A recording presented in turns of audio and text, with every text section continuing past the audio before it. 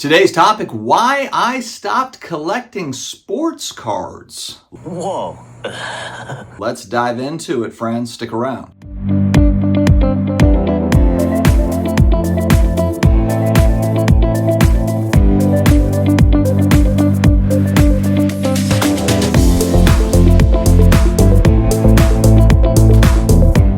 What's going on, sports card hobby family? It's another day. It's another sports card video back again. Got a topic here today that I think will really hit home for a lot of folks, and then I want to tie it into kind of a larger discussion like we usually do. Before I get started, big thanks to today's video sponsor, COMC.com. 35 plus million cards on the database, baseball, football, basketball, soccer, non-sports, a lot of hidden gems on COMC.com, so make sure to check them out. You can also grade your cards through COMC. There's all sorts of goodness. It is the place to be, COMC.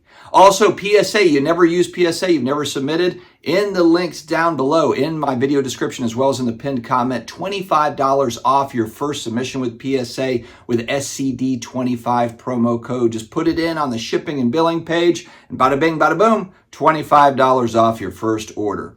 All right. In my feed, I was just scrolling through my YouTube thingy, had never seen this guy's channel before, but it was pushed to me, and I'm glad that it was. Uncle Tim's Rants and Reviews 2.0, and it was titled up his video, Why I Stopped Collecting Sports Cards. This is something that we have been talking about on the channel here for a little bit, and we'll get into the reasons why. I want to give a little bit of background on Tim, and I thought that it was really cool because it kind of harkened back to the days when I started collecting. He was giving kind of like his collecting journey as far as cards go, and by the way, he's got a wicked action figure collection that is right behind him in this video. So he is a collector of things. He had a Funko Pop, I believe, down next to him. He's got cards, so he is a collector of cool pop culture, nostalgia type stuff.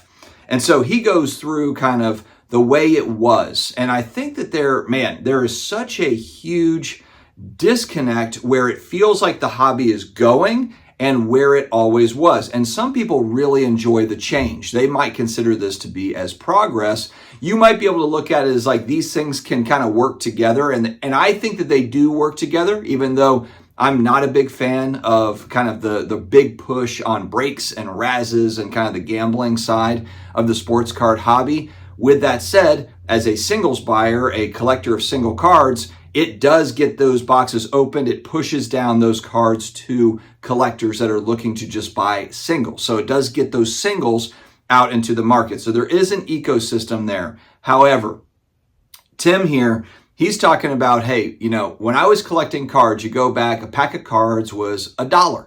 It was 50 cents, it was $1. And I don't think that he's, ignorant to the fact that, yes, inflation and this over the last 25, 30 years, things are going to be more expensive.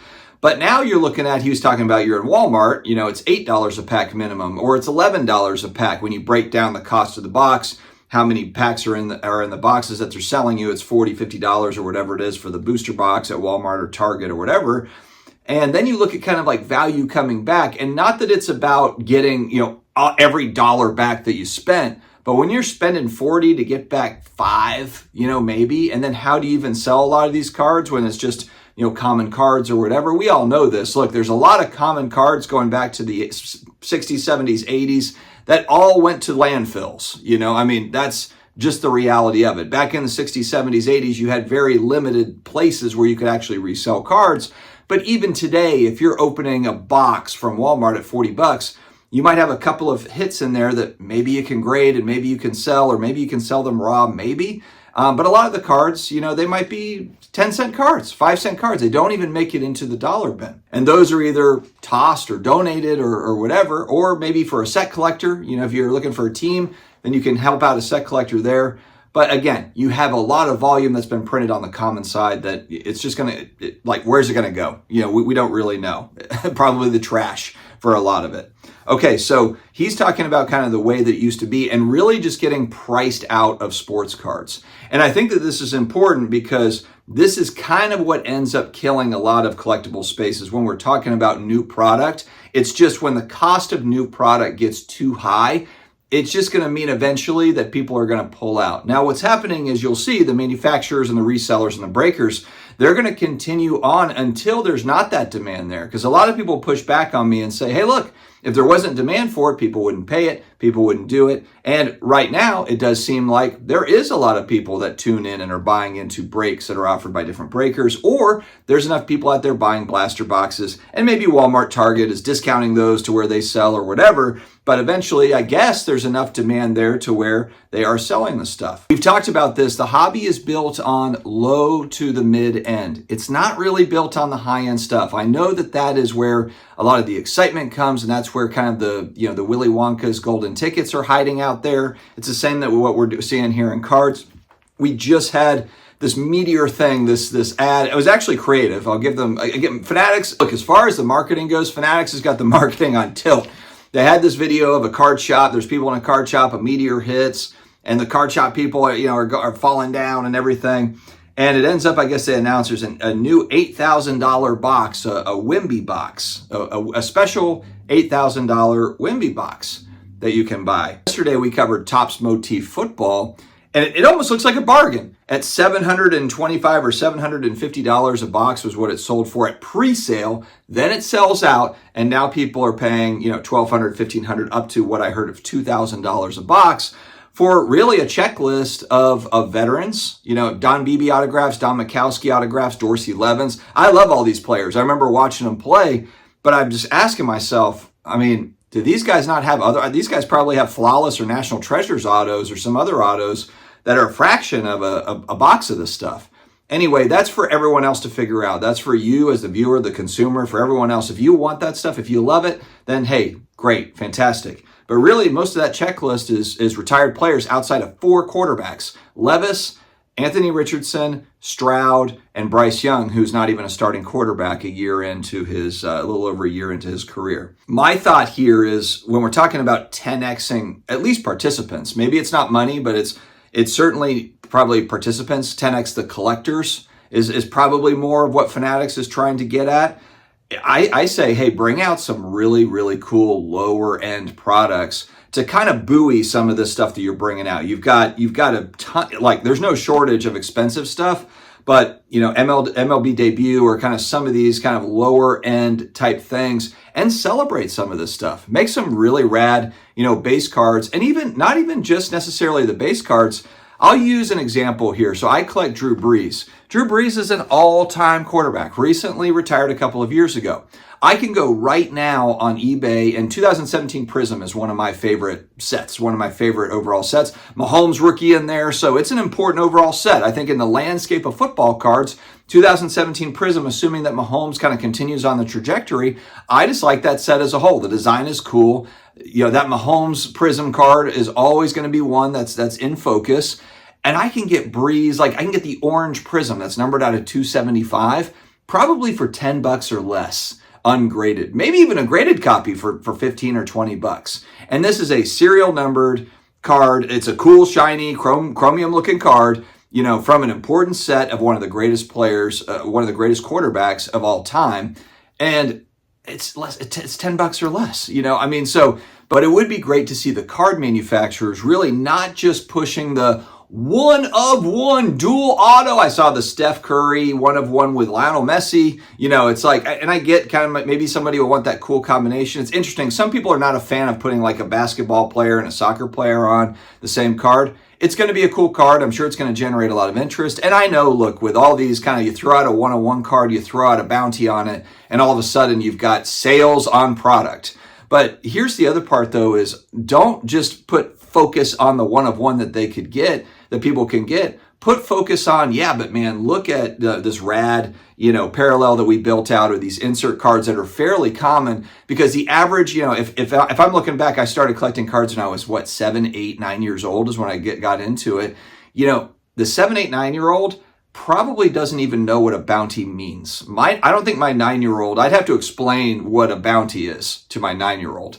So, I think there's a lot more effort that should be put into just, hey, yes, we've got, of course, this massive, bounty, this hit card, whatever, but the set itself, let's look at the work that we did to build out a great design, and also just celebrating kind of good players coming out. When I was a kid, if I'm opening up 89 Hoops basketball, of course I'm looking for David Robinson. if I'm going back in time, that's the big one. If you can get into, I think it was series 2 for David Robinson, or was there one in series 1, one in series 2? Because he's got the 2 cards. He's got the one where he's kind of shooting the free throw, and he's got the other one where he's holding up the jersey.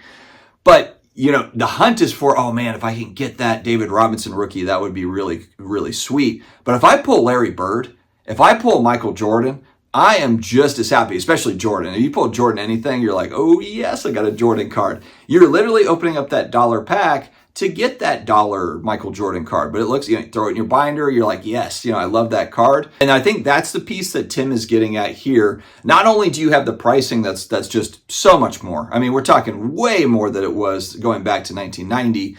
The structure of how it is changed, with how people are collecting / speculating / investing in cards. But I would argue there's a lot more options nowadays to where if the card companies can also just put focus on some great lower end products for people and celebrate those as well, I think that would be really kind of a nice little balancing act to, the meteor hitting commercial where we've got an $8,000 box of Wembanyama cards.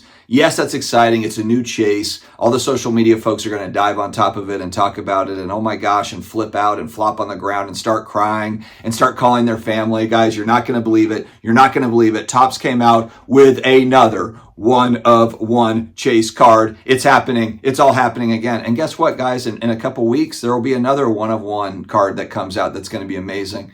It seems like we've seen the game plan here. The script is written that there's going to be thrown into probably every single product. There's going to be some cool chase type cards. But if you're Fanatics, Panini, Leaf, whoever these card makers are looking at, don't forget there's just a lot of people that just like acquiring volume of cards and have some more lower end product options. It doesn't have to be Topps motif with 6 autographs in it for, $800 a box. And then on the secondary market, you're spending a small fortune.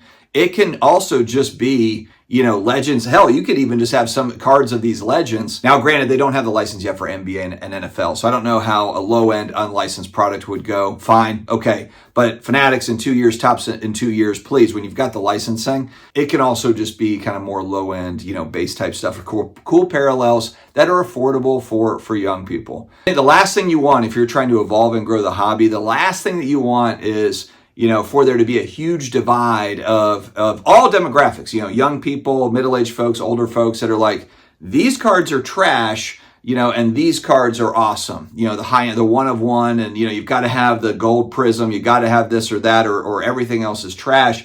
Because that trash that you're talking about is going to be that person's, that young person, they're going to grow up, that's going to be their nostalgia. They're going to remember, oh man, I used to collect this or that. And granted, they weren't worth very much or whatever, but I really enjoyed putting those in my binders and making the sets, making team sets, out of those cards. So I think there's just got to be a little bit more of a balancing act than what we've seen lately. But I am optimistic that the card companies will figure this out. I think I'm speculating here, but maybe the thought here is that it costs it costs the same price almost to print, the really, the higher end stuff as it is kind of the lower end stuff. So maybe they're like, hey, if people are going to buy all this stuff, if all the expensive stuff is going to sell out, our cost basis is not that different for the expensive stuff. Granted, I know you're paying, Steph Curry for an autograph, LeBron for an autograph or whatever. That's different. But, just from a printing standpoint, there's probably not a huge difference in their cost basis to print the lower end card and the higher end card. So it's like, hey, if they're buying the higher end and whatever, let's just keep on printing that. I don't know. I'm speculating there. Maybe it's a lot more expensive on the higher end stuff. I don't know. All right, my friends, I rambled a little bit, but stay healthy, stay awesome, and I will talk to you again later.